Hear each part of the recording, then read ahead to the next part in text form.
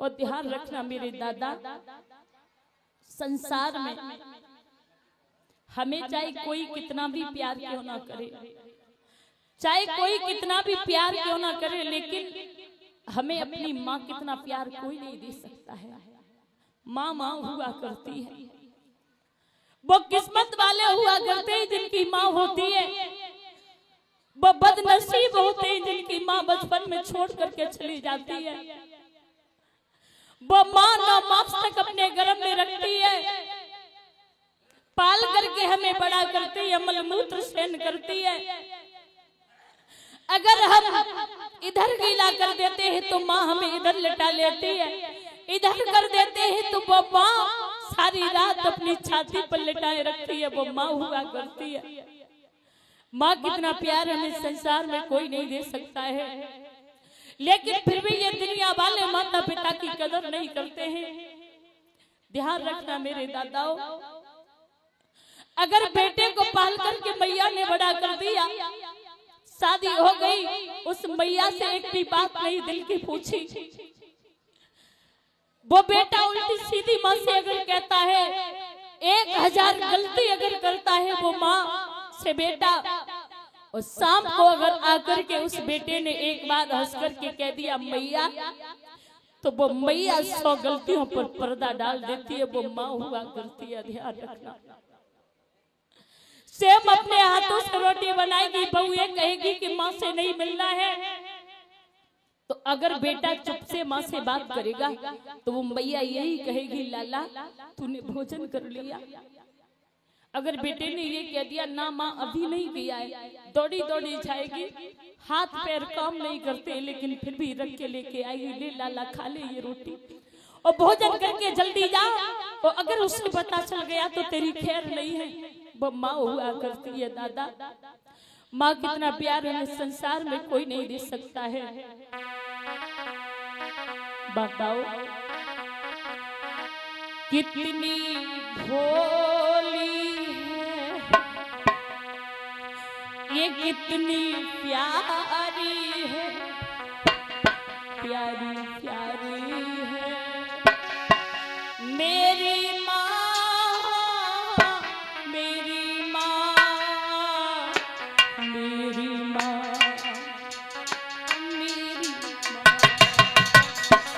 मेरी माँ, मेरी माँ,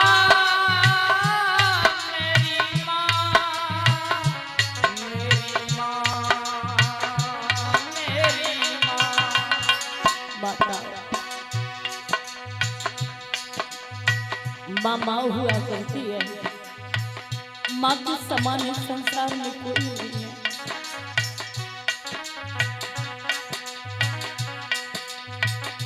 कितनी भोली है, कितनी प्यारी है, प्यारी प्यारी मेरी माँ, मेरी माँ, मेरी माँ, मेरी माँ,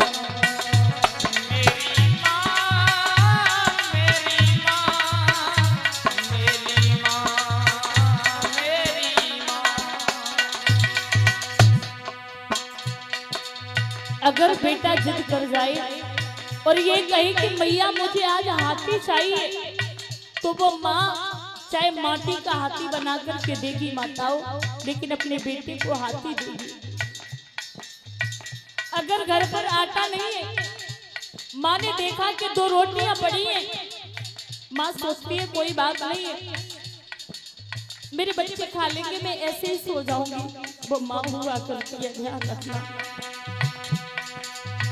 पहले क्रोध में आकर के अगर बच्चा उद्यम करेगा, शोर मचाएगा तो मार लेगी, और मारने के बाद एक कोने में फपक फपक के रोएगी। ये कहेगी कि ना ये इतना शोर मचाता, ना ये आज मेरे हाथों से पिटता। वो माँ हुआ करती है। माँ बच्चे की क्या होती है, होते हैं वो किस्मत वाले जिनकी माँ होती है, होते हैं वो किस्मत वाले जिनकी माँ होती है। माँ बच्चे की क्या होती है, होते हैं वो किस्मत वाले जिनकी माँ होती है।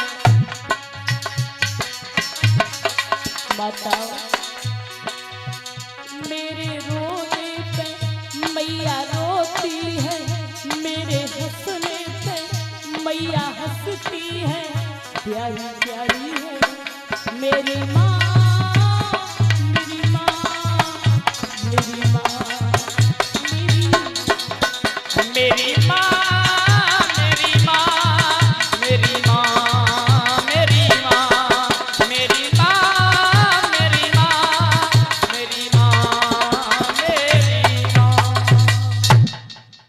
रोहित बोलो माँ छोड़ के जाबे ना लाला, तोय छोड़ के मैं कैसे रह लूंगी।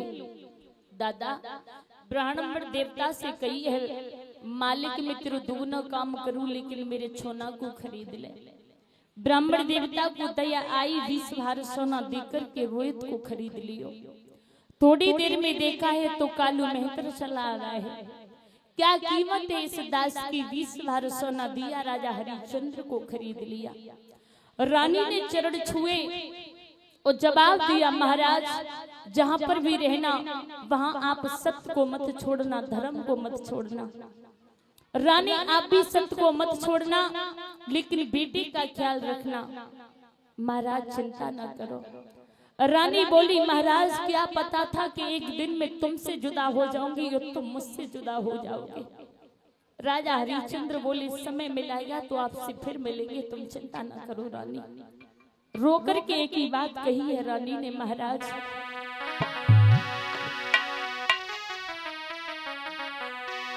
कि क्या खबर थी हमें प्राण प्यारी, और सत्य के हेतु बिकना पड़ेगा।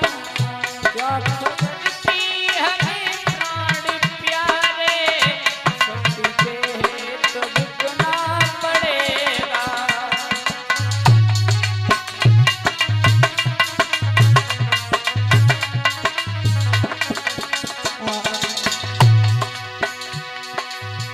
क्या खबर थी हमें प्राण प्यारे, सत्य के हेतु बिकना पड़ेगा। खबर थी हमें प्राण प्यारे, सत्य के हेतु बिकना पड़ेगा। सत्य के हेतु बिकना पड़ेगा। जा रही हूँ जुदा हो के तुमसे, गम जुदाई का सहना पड़ेगा। जा रही हूँ जुदा होकर तुमसे, गम जुदाई का सहना पड़ेगा।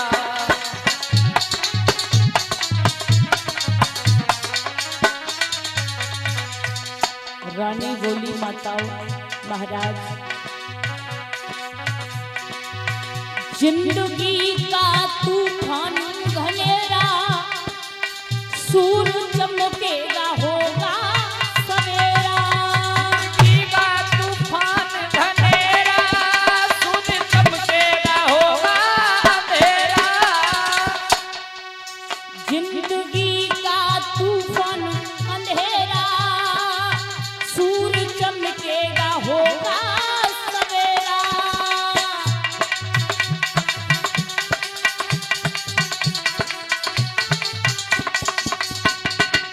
सूरज चमकेगा होगा सवेरा। और महाराज धर्म की आन पर ओ राजा, तेरा मरकज पे देना पड़ेगा। धर्म की आन पर ओ राजा, तेरा मरघट में देना पड़ेगा। धर्म की आन पर ओ राजा, तेरा मरघट में देना पड़ेगा। मेरे भैया सुखदेव जी महाराज ने बताया, उत्तरानंदन परिषद राजा हरिश्चंद्र को कालू मेहत्र लेके चलो माताओं। रानी तारा को ब्राह्मण देवता घर लेके चले। ब्राह्मण देवता के घर भोजन बनाती है, सारा काम करती है। और मेरे भैया बेटा पूजा के लिए फूल तोड़ करके लाता है माताओं। राजा हरिश्चंद्र को कालू मेहत्र ने बताया, जा गलियन की सफाई करनी है और घड़ा भर के लाना है। दुकानदार से कह दिया जो भी ये खाए वो देते रहना। दादा आज राजा हरिश्चंद्र घड़ा भर के लाते हैं, गलियों की सफाई करते हैं। जब राजा हरिश्चंद्र भोजन करने के लिए बैठे, ध्यान देना मेरे बुजुर्गों, तो विश्वामित्र ने भिखारी का रूप धारण कर लिया। आज हमें 5 दिन हो गए भोजन नहीं मिला। राजा बोले मोई तो 2 दिन भाई, लेकिन जाए 5 दिन हो गए। ले भैया मेरो भोजन तू खाए ले। अपना भोजन उस भिखारी को दे दिया। दूसरा दिन हुआ कुत्ते का रूप धारण कर लिया। तीसरा दिन हुआ बिल्ली का रूप धारण कर लिया। आज महाराज राजा हरिश्चंद्र ने संकल्प कर लिया कि आज के बाद हम भोजन नहीं करेंगे। अब गौर करना मेरे बुजुर्गों, राजा हरिश्चंद्र को 1 दिन नहीं 2 दिन नहीं, महाराज 35 दिन हो गए उन्होंने भोजन नहीं किया था। शरीर में वो ताकत नहीं रही। घड़े को भर तो लिया, लेकिन इतनी ताकत नहीं जो उठा करके अपने सिर पर रख ले। मेरे भैया राजा हरिश्चंद्र देख रहे हैं कोई आ जाए तो थोड़ा सहारा लगा दे, ये हमारा घड़ा उठ जाएगा। कोई दिखाई नहीं दिया। रानी तारा चली आ रही है। रानी तारा को देखा तो राजा खुशी मनाने लगा, आज प्राण प्यारी आई है। अपने दिल की बात कह दूंगो, जाके दिल की बात को सुन लूंगो। लेकिन महाराज राजा हरिश्चंद्र ने तारा की तरफ देखा तो तारा ने घड़े को भरा और अपने सिर पर रखा, और सिर पर रखने के बाद आज लेकर के चली। राजा हरिश्चंद्र बोले प्राण प्यारी निक थोड़ो सहारा लगा दे, मेरो घड़ा उठ जावे गो। रानी तारा बोली उठाने की बहुत बड़ी बात महाराज, तुम्हारे जा घड़ा को मैं तिल भर हिलाऊं नहीं। राजा बोले रनिया तिन 7 परे को ना तो तोड़ दो। रानी बोली महाराज 7 परे की बात नहीं हो रही है, बात हो रही है धर्म की। तुम एक कालू मेहतर की यहाँ नौकरी करो और मैं एक ब्राह्मण देवता के घर करूं। मैंने तुम्हें घड़ा उठवाओ तो मेरा धर्म नष्ट हो जाएगा। दादा राजा हरिश्चंद्र बोले हैं